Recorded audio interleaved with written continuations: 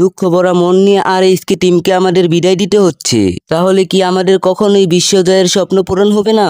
এখানেই কি আমাদের সব স্বপ্নের দ্য এন্ড, নাকি এখান থেকেই হবে নতুন স্বপ্নের সূচনা? হাসো, আরো বেশি করে হেসে নাও। একদিন তোমরাই এদেরকে নিয়ে গর্ব করবে। গাইস, কি হয়েছিল আরএসকের সাথে? কেনই বা পারলো না আরএসকে? সব বলবো এই ভিডিওতে, তাই বলছি ফুল ভিডিওটা দেখার অনুরোধ রইল।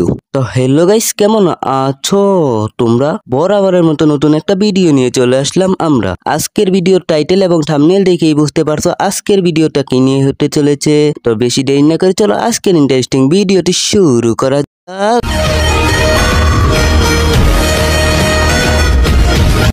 গাইস, তোমরা সবাই জানো বাংলাদেশের হয়ে আরএসকে খেলতে গেছে এই প্রথমবার ওয়ার্ল্ড কাপে। তাদের ছিল না ওয়ার্ল্ড কাপ খেলার অভিজ্ঞতা, তাদের ছিল না ওয়ার্ল্ড কাপ খেলার স্ট্র্যাটেজি। তোমরা সবকিছু জেনে শুনে তারপরেও বাংলাদেশ টিমকে সাপোর্ট করে গেছো। তাই বলছি, এবার হয়নি তো কি হয়েছে, পরের বার আমরাই নিব বিশ্বকাপ। তো চলো এবার মূল টপিকে চলে যাই। তাদের কেন এত খারাপ গেম প্লে হয়েছে? তাদের খারাপ গেম প্লে হওয়ার সবচেয়ে বড় কারণ হচ্ছে তাদের ডিভাইসটা চেঞ্জ করে দেওয়া হয়েছিল।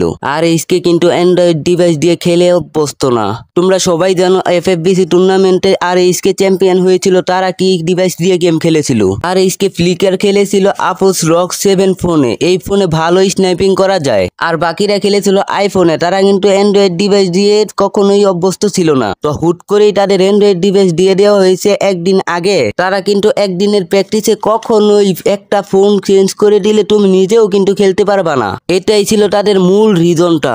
গাইস, তোমরা জানো আরএসকে কিন্তু নিজেদের বেস্ট গেম প্লে দিয়ে এফএফবিসিতে চ্যাম্পিয়ন হয়ে তারপর কিন্তু তারা ফ্রি ফায়ারের ওয়ার্ল্ড কাপে সুযোগ করে নেয়। এই ই স্পোর্টস এত বড় জায়গায় কিন্তু তারা এমনি সুযোগ পায়নি। তাদের স্কিল আছে বলেই তারা ওই জায়গায় যাওয়ার সুযোগ পেয়েছে। আর কালকের ম্যাচটাতে আরএসকের পারফরমেন্স খারাপ হওয়ায় দেশের অস্থির বাঙালিরা আরএসকে নিয়ে অস্থির কথা বলতেছে।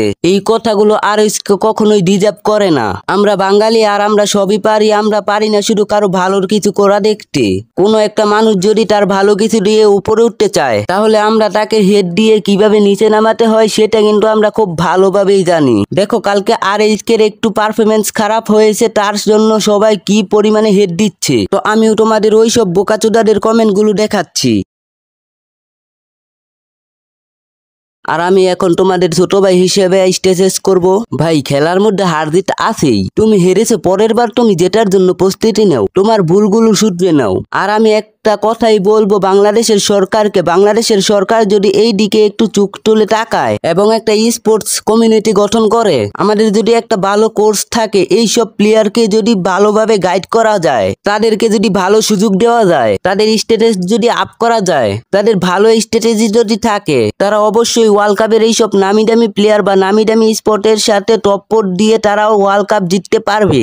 আমি দৃষ্টি আকর্ষণ করছি বাংলাদেশের ক্রীড়া উপদেষ্টার উপর। তিনি যদি এই দিকে একটু চোখ তুলে তাকান এবং আমাদের ই স্পোর্টস কমিউনিটির একটা টিম গঠন করে দেন এবং আমাদের এই টিমে কোর্স থাকে এবং তাদেরকে ভালোভাবে গাইড করে থাকে, তাহলে তারা নেক্সটে অবশ্যই বিশ্ব জয় করবে। তো আমাদের এই স্বপ্নটা পূরণ করতে আপনি আমাদের পাশে থাকবেন, এই আশা প্রত্যাশা কামনা করছি। তো আমি আর বেশি কিছু বলতে চাই না, শুধু এইটুকুই বলতে চাই, ভিডিওটি ভালো লাগলে লাইক করে দিবা, চ্যানেলে নতুন আসলে চ্যানেলটি সাবস্ক্রাইব করে দিবা। তো আজকের ভিডিও এই পর্যন্তই, দেখা হচ্ছে নতুন কোনো ভিডিওতে। ততক্ষণ সবাই ভালো থাকো, আল্লাহ হাফেজ।